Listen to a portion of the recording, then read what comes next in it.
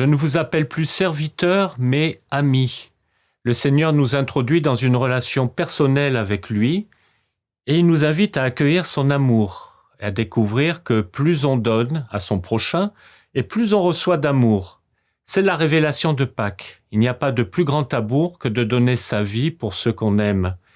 Aimer comme il nous aime, c'est-à-dire sans sélectionner qui on veut aimer, sans poser de conditions et sans rien attendre en retour. C'est terriblement exigeant, mais c'est tellement grand que ça donne le vertige. Aimer sans sélectionner, c'est aimer l'autre, le recevoir dans sa différence, dans le respect de ce qu'il est, jusqu'à aimer celui ou celle, même en opposition avec moi, jusqu'à aimer son ennemi et laisser la première place au pardon. Aimer sans condition, c'est aimer gratuitement, sans arrière-pensée, sans rechercher un quelconque intérêt. C'est aimer jusqu'au bout en donnant de son temps, mais pas seulement, jusqu'à donner sa vie pour l'autre. Alors, en ce temps où la guerre est à nos portes, en ce temps où la famine menace, en ce temps où le réfugié, le migrant frappe à nos portes, cette parole prend une importance toute particulière.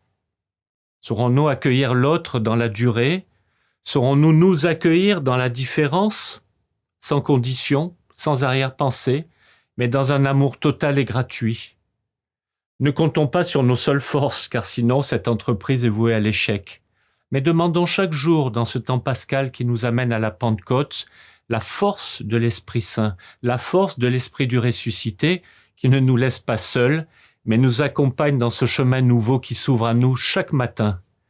Alors aujourd'hui, le Seigneur nous dit, « Je ne vous appelle plus serviteurs, mais amis. Recevez de cette force que je vous donne.